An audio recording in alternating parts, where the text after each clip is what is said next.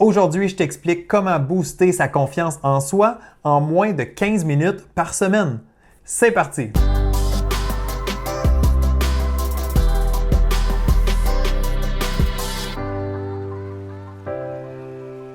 Salut, bienvenue à ce nouvel épisode de Direction Excellence, que tu m'écoutes en format vidéo sur YouTube ou en format podcast en train de prendre une marche ou dans la voiture. Merci d'être là, merci d'être à l'écoute et de passer quelques minutes avec moi aujourd'hui. Si tu es ici pour la première fois dans un épisode de Direction Excellence, bienvenue, merci d'être là. Et si tu es un fidèle auditeur ou une fidèle auditrice, merci aussi d'être là et de me faire confiance. Je suis Jonathan Lelièvre, consultant en performance mentale et fondateur du Club Direction Excellence, une plateforme d'entraînement mental en ligne pour les athlètes.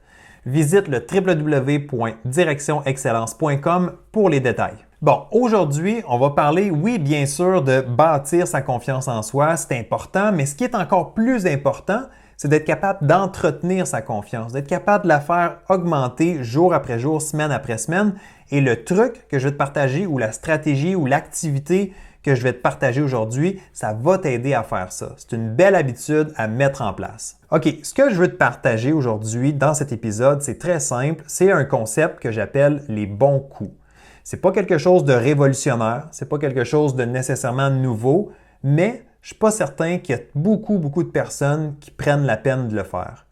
Personnellement, c'est un exercice que j'aime faire avec mes clients, que je fais régulièrement avec eux et je suis convaincu que ça a un énorme impact sur leur confiance. Le concept des bons coups, je vais l'expliquer comment le faire dans quelques instants, mais la première chose, c'est de comprendre pourquoi on fait ça.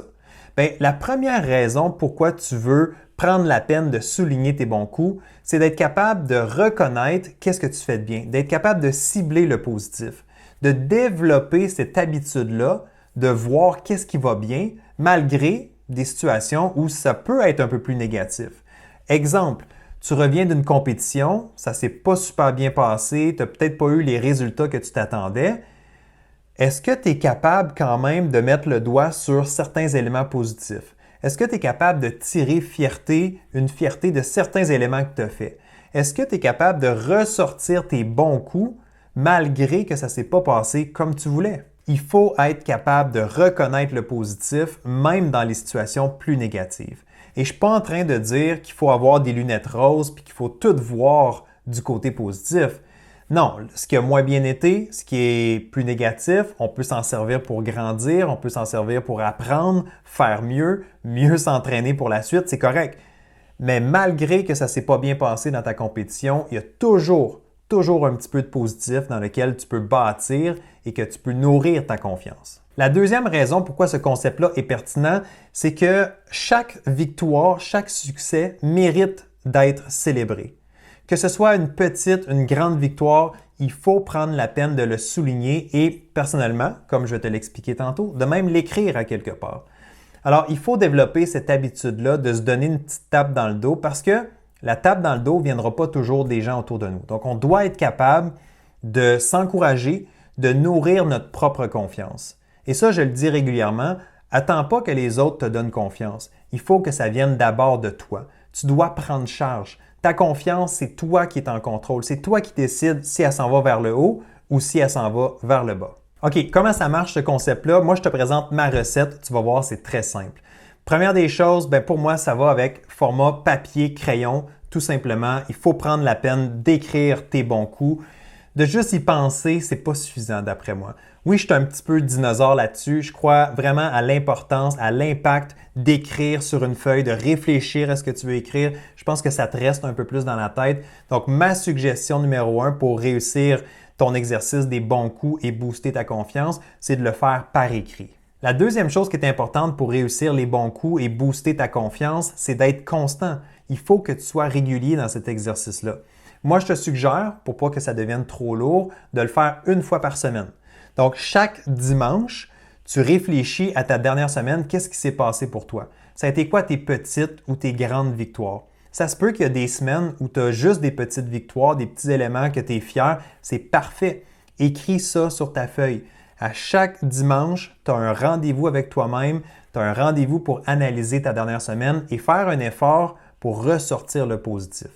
Comme on disait tantôt, ou comme je le disais tantôt, il y a toujours du positif, même si c'est ta pire semaine à vie. Il y a des éléments que tu peux aller chercher. Il faut que tu prennes la peine de les cibler.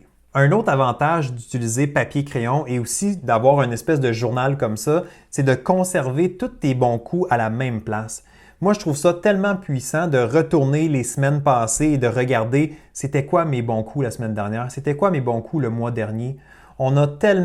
C'est tellement facile d'oublier puis de pas réaliser à quel point on fait du progrès, de pas réaliser à quel point il y a du positif dans notre vie. Alors, quand c'est écrit, on peut s'y référer plus tard, on peut s'en servir pour justement encore plus booster sa confiance quand on a le moral un peu plus bas ou quand on se présente pour une compétition, on veut se donner un petit extra, ben c'est bon d'aller relire ces notes-là.